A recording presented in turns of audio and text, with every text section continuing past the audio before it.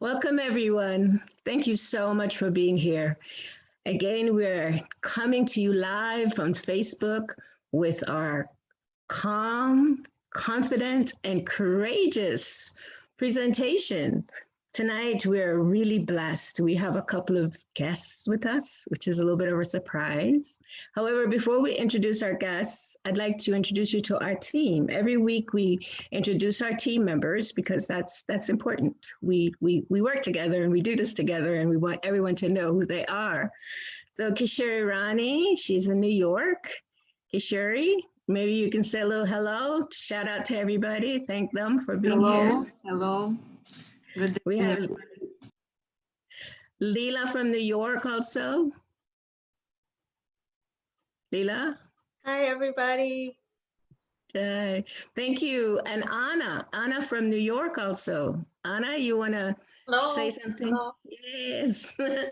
Thank you, guys. Thank you so much for being here. So this is our team, and we come together 3 times a week to bring you live from Facebook some comforting messages during this time. Prayerfully, they're comforting. So let's get right into tonight. We have our guests from the Grihastha Vision Team.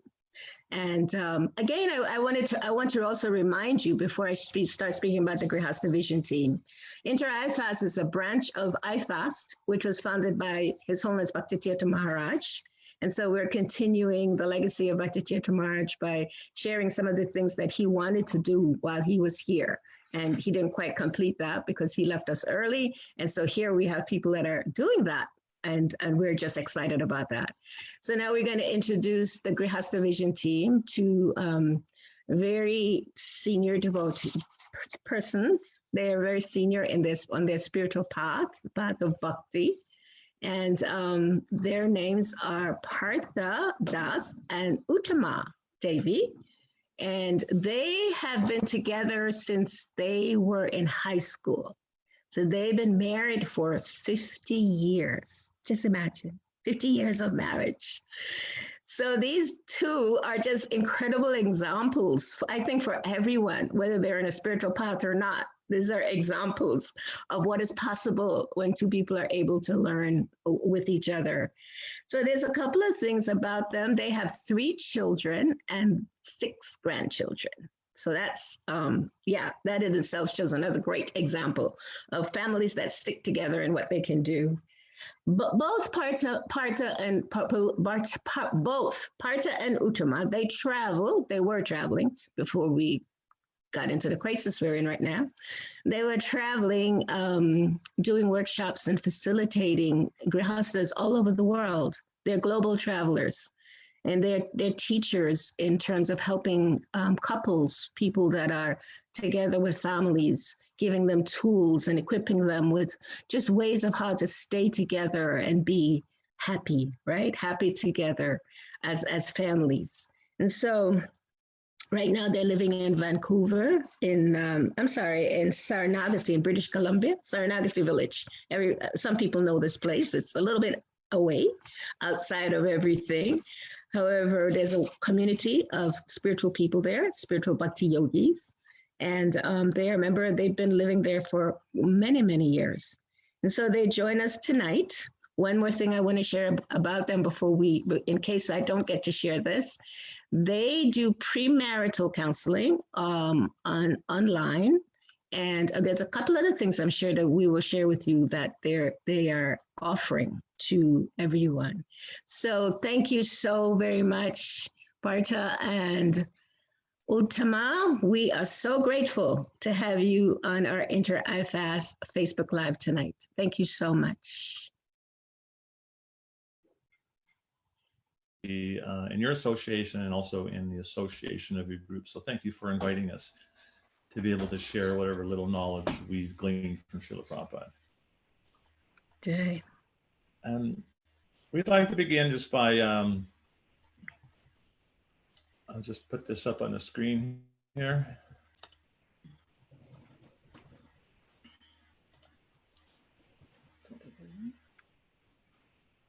The topic was calm, confident, and courageous. And so we want to discuss weathering the storms of life And actually, in this material world we live in, there's always something that's going on, either in the background or the foreground, or something that's impending. And we're in kind of a unique situation right now in that we're all weathering a unique storm at the same time. And one of the reasons Srila Prabhupada established his International Society for Krishna Consciousness was simply to make people happy and peaceful. And when he formed the society, he penned a statement of purpose, and the second item on that was quite significant. And so the second item in that statement of purpose was to systematically propagate spiritual knowledge to society at large, and to educate all people in the techniques of spiritual life in order to check the imbalance of values in life to achieve real unity and peace in the world. So the key that Srila Prabhupada was presenting to make life balanced and tranquil and peaceful in this world, it wasn't some magic pill or some magic formula that was going to make all the problems of life disappear. But Srila Prabhupada, he taught a system of values and principles, spiritual understandings that enabled one to actually transcend the challenges and difficulties of this material world. And when our group actually formed about 15 years ago, formed this Grihastha Vision Team, we looked at all the different kinds of challenges that are faced by devotees, especially Grihasthas, and Married people. And so we looked at the different kinds of challenges they faced, and then we looked at what are the essential gems of teachings from Srila Prabhupada's words and writings that, if were properly applied and understood, could help individuals overcome those kind of challenges and problems. And we identified 12 key areas, and I'll just put those up on the screen here, and we'll just read them to you really quickly.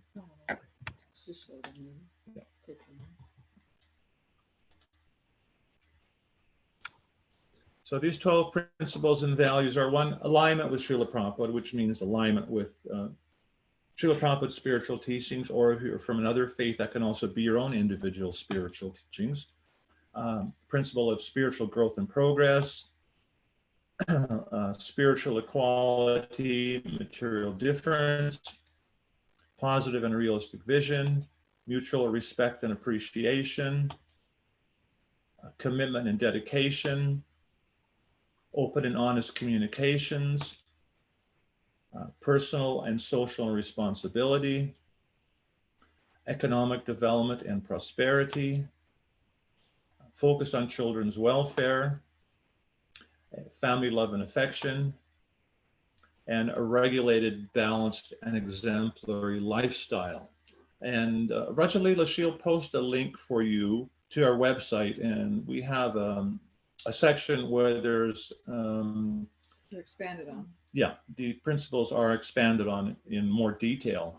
But in essence, our conviction is that if you live your values in life, it gives you a map in which to overcome all difficulties. It's just like if you, oops, I'm just going to go back here.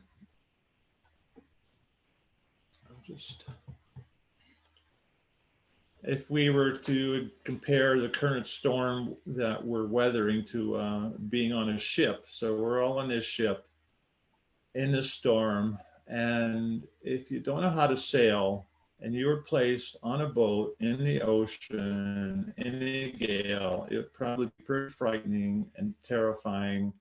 And you'd probably be in complete anxiety that at any moment that boat could capsize. But if you have some knowledge and you have a map and you know how to operate a sailboat, you understand the principles, the dynamics of how to sail into the wind, how to use the mast and how to tack,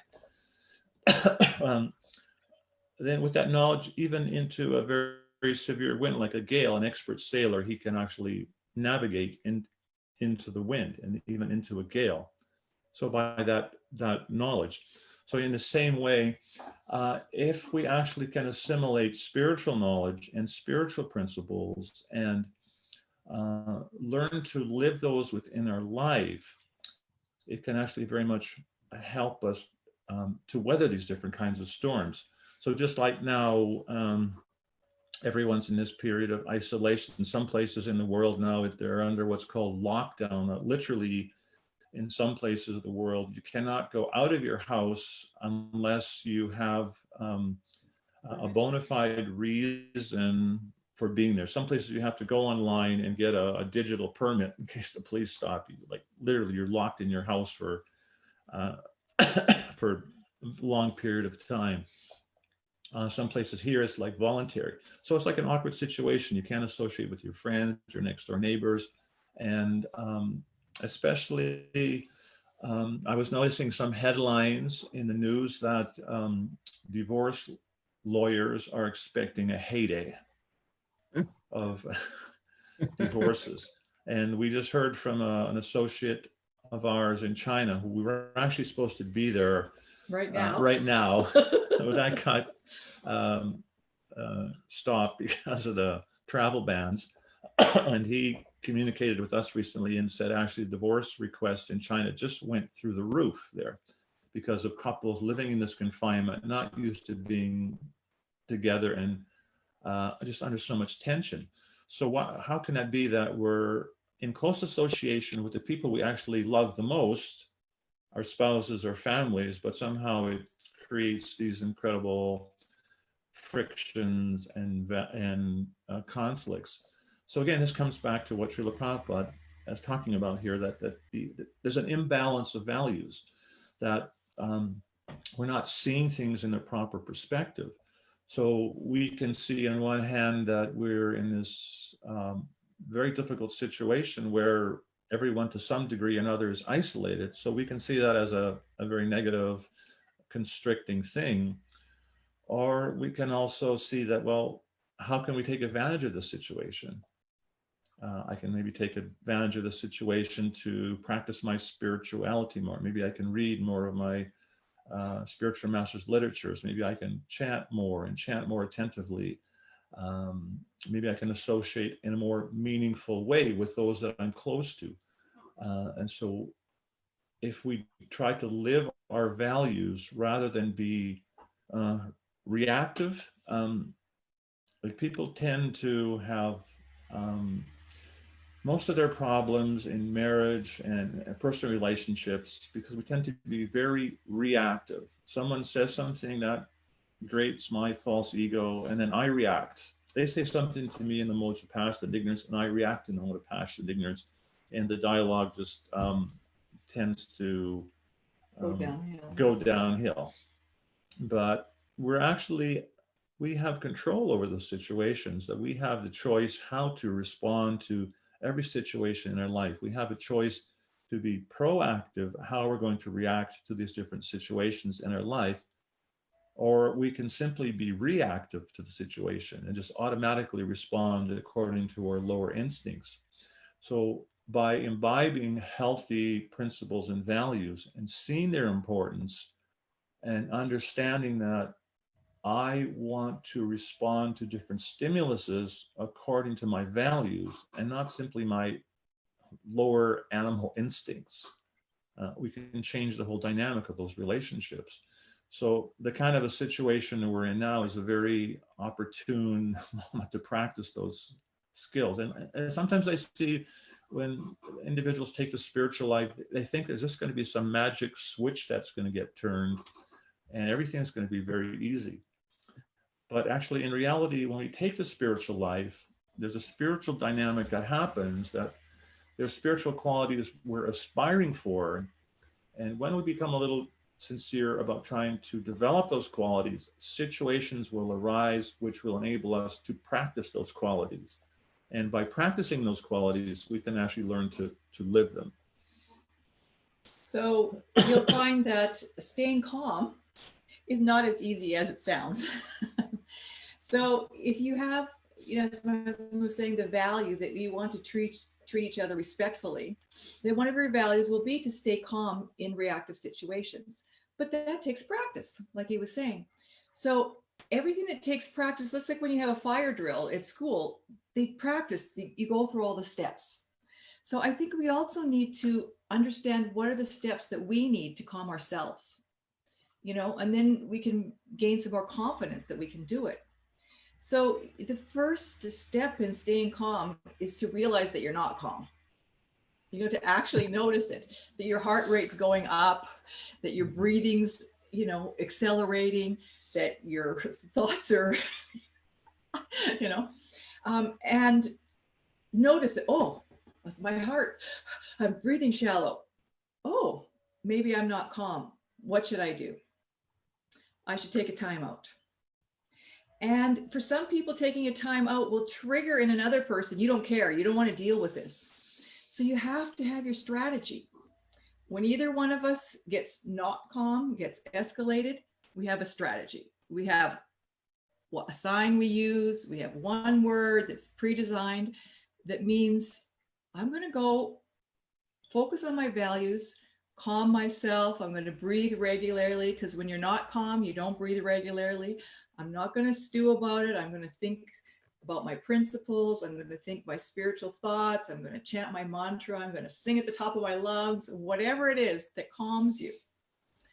And then you have a pre-arranged agreement that when I'm calm enough to deal nicely and I'm confident that I can treat you with respect, then we will come back.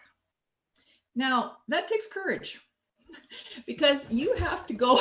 I had a hard time remembering these three. They're all written in big letters in front of me. You know, it takes courage to look at yourself and say, what's my part in this? And what can I do? And then when you come back and you know, have this commitment that I'm going to, you know, follow my values and I'm going to treat the other person with respect. And you take that breath and you just start slowly into the conversation. You can be respectful and work through your things in a nice way. And then, you know, we can be confident that we can keep our relationships on a better keel. So I think that the first thing you have to do is start with the calm. You know, these are in that order for a reason. And you're not always going to be successful. And that's okay. Try it again next time. It doesn't matter. It's like everything. 500 tries, then you're good at something. You know, 500th chapati, it's finally round. You know, it's just the way life is. Don't get discouraged. Just be confident. If you have a process and you keep trying it, you'll be successful.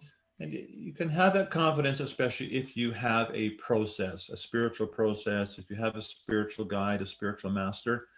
I gave the example of if you're on a boat in a storm, so that's going to be frightening. But if you're on the boat and you have a qualified captain who knows how to run the ship, you're going to have a lot of confidence in the captain, because he's going to give you direction how to hoist the sail and which way to turn the rudder, and it's going to make it a lot easier for you.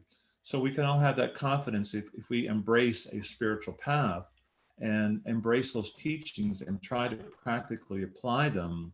That can give us the confidence that we can make it through and weather the storm. And again, weathering the storm, it doesn't mean it's just all of a sudden going to turn blue sky and the storm's going to disappear. But sometimes we have to weather things out. And another thing that can very much help weather those storms is having a sense of appreciation and gratitude. And that was a big thing for Bhakti Tirtha Maharaj. I remember he used to say you should cultivate the attitude of gratitude. And especially in relationships with those who are close to us, sometimes it's very easy to be overly familiar. Especially in lockdown. Yeah. and we're all unique individuals. We all have some unique quirks. And it's very likely that some of our quirks are going to annoy the other person, and some of their quirks are going to annoy us.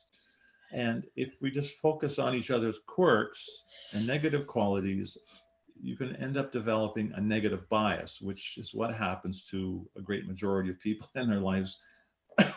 Especially in lockdown. I've been noticing how often my husband doesn't put something away this last week. I don't know why. So if you have a negative bias, you're going to start to see more and more things negatively. But if you can have this attitude of gratitude and appreciate the good things, And many people, they recommend things like just even having Gratitude a gratitude journal. Just every day, write down some things that you appreciated, that occurred in this day, what you learned today, what opportunity did you have to learn today, what did your spouse do for you today, what opportunity did you have to serve others or to serve your spouse that helped you grow. And by developing that attitude of gratitude, sometimes that's referred to as having an emotional bank account, that the more positive interactions you have with those who are dear to you, you develop a bigger emotional positive bank account. So if I have a very large emotional bank account in this relationship, and maybe sometimes some little negative exchange happens, maybe I have like $100,000 worth of positive credits there. And if something happens, there's some negative exchange and we pull out 100, it's barely noticeable. But on the other hand, if I have this negative bias, I'm always focusing on the faults. So the positive account becomes very much diminished. Maybe it's only down to like $500 worth of positive emotional deposits there. And something happens, you pull out 100. All of a sudden that's noticeable. So if you don't have that attitude of gratitude, then these negative exchanges are going to be very much amplified. And so that's a very important thing that you can do, especially in these kind of difficult times, is to maintain that attitude of gratitude and cultivate that and see that as a very important duty. And again, in our principles and values that we presented, that was one of the items, this attitude of mutual respect and appreciation. It's very important in our lives. So we may even have to schedule that in. We have this thing that, if they love me, they'll automatically do it. But sometimes we just need to schedule those things in. When you wake up in the morning, make the point to be appreciative to the other person, to the people around you. When you get up from the dinner table, same thing. At night before you go to bed, just have your transition points where you start to work that into your life. And you may find that when we get out of this crisis, you have a better relationship in the end than when you went into it. We'd much rather see that than you going filing for your divorce. So did you want to open it up for questions? Can I say one thing more? I'd like to say one thing more. Can I say one thing more? Just also in terms of being confident, like we should all be confident that we're not alone. We're not alone even with those that we love. Well, I may be alone with my spouse or alone with my family, but the Lord is always with us. Krishna is always with us, and our spiritual teachers are always with us through their instructions. And that's very important to remember. And we tend to feel that when we're in a larger place of worship, like a temple. We tend to feel that, and we tend to treat everyone in the temple very respectfully and kindly. But sometimes when we're in closed doors, in our ashrams, we tend to lose that sense of spiritual understanding that we feel in the larger temple. But within our homes, everyone has some picture of their deities or their spiritual teacher, spiritual master. And we should understand that Krishna is also there, even within that picture. And it's a very important thing to understand that we're actually not alone. We're in this together, and Krishna, our God, is also, he's there with us in this, trying to help us pull through this. Well, thank you both so very much. For those listeners that were on the call tonight that may still be learning about the Bhakti path, I'm sure that there's some words you may not have understood. However, we know that as you talk to those persons that are nurturing you on the Bhakti path, that they will definitely, if there's anything that you might be a little confused about, please request your mentor, your teacher, to help you to understand what maybe you may not have understood tonight. Just maybe some words you may not have understood. And so Partha and Uttama, we're so grateful. We're so grateful. I was wondering, Kishore, is anybody on the call before Leela maybe might want to ask a question? Is there anybody that would want to ask a question? Anybody live? And then we'll turn it over to Leela. There's no question so far, but I have a question. Oh, great. Hey, okay. What would you recommend for the families who during this lockdown, probably realized that they do not have similar values, especially if they have different religious beliefs, or someone does not have any beliefs and a person deeply practicing, and now they stuck together and they realizing that they have no even topic to talk about. They are so different because it was busy lives. They were not like kind of realizing it, but now they face it. What would you recommend in this situation? I would say that just share how your values are important to you with the other person. Because when we understand what's important to other people, we gradually get a connection. So it's just a matter of starting to open the doors. And, you know, values can be very, very varied. You may even have, you know, a value of strong family, or you may have a value of honesty. And those may be tied to your spiritual path, or maybe you don't visualize it as being tied to your spiritual path yet. But you may have those common values that you can connect on, you know, in that way. So sometimes just by talking about what's valuable to you, it might spark in the other person those same affinity to the same thing. So I would say just start opening up and sharing who you are. Mm-hmm. Even as you were saying, so they may have different spiritual values or different spiritual paths, but just the fact they have a spiritual path, that's a common value. And so that's something we can discuss, that how, as Uttama was saying, how that spiritual path adds value to their individual lives. That's a very important discussion that they can have. Thank you. Thank you very much. Yeah, I was also thinking, Uttama, Partha, Prabhu, that you know, as they came together as a couple, they must have had some values that brought them together to want to be together, right? There must have been some value there that they both appreciated that brought them to want to have a relationship. So, yeah. Okay. So, do you have any questions, Leela? And if you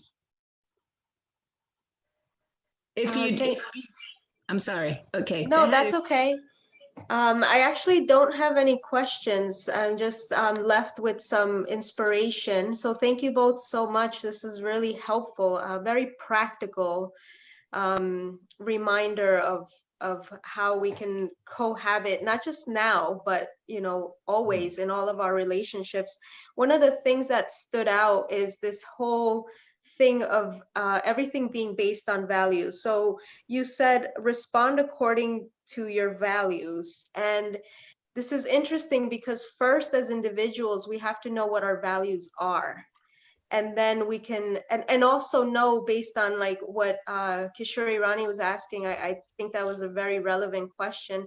If we understand what our values are, then we know we can also start to understand what the values are of another are.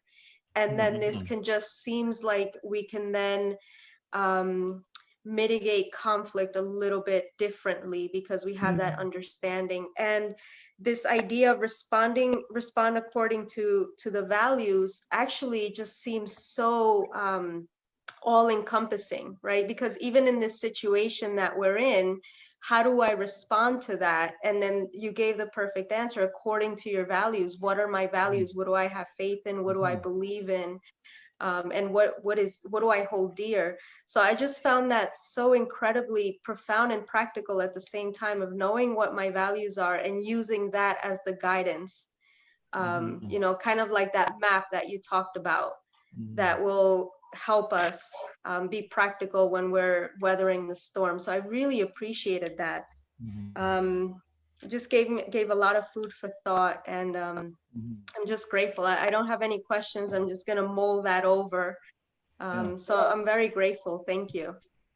The more we become in tune with our values, the more we can actually connect with others, because then we're closer to our own real essential spiritual natures. And I just before coming on the call, I just got this email from this girl I hadn't seen for 30 years? 40, she was in my wife's ashram probably almost 40 years, a little over 40 years ago. She was like a little kid in my wife's ashram, and I just barely remembered her.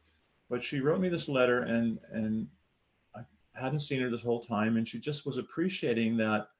She said, I appreciate that you act according to your values, and you treated me like the little person I was.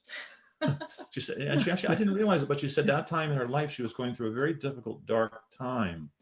And it was very hard for her. And somehow she got some solace from the fact that I just treated her like a little person who she was. And it was kind of rewarding for me to hear that I was able to help some little kid like that just by, being who I was and accepting them for who they were. But living our values, it actually helps us to actually touch people in a more personal way too. Mm. Yes, thank you. I just wanted to share one more thing, Rajalila, because this was really what you said about having to practice it over and over, right? Especially even with the relationship with ourselves or our spiritual practice or those our partners, our friends, that so many times we are going to fail. And it may be frustrating to like fall down and have to get back up. I guess I've never done this sailing that you were talking about, but I can imagine how many times one has to fall in the water to learn how to sail properly. So I also appreciated that reminder that it's actually not easy. It's not cheap to have these practices come alive and our relationships deepen. And so I always appreciate that reminder because I fall a lot. So thank you for that. I'm so grateful. And that's okay. I find when you share your failures, it gives people some solace that, oh, you're normal like me. I can have a relationship with you. They don't think less of me. They go, oh, finally somebody who does that like me. It's a connection point. I just want to share with our viewers that Partha Prabhu is coughing. And so we talked about this just when we started, that he has a cold. He does not have the 19 virus, whatever it is. So just so viewers know, we're not like, we didn't harass him to do this and he was ill.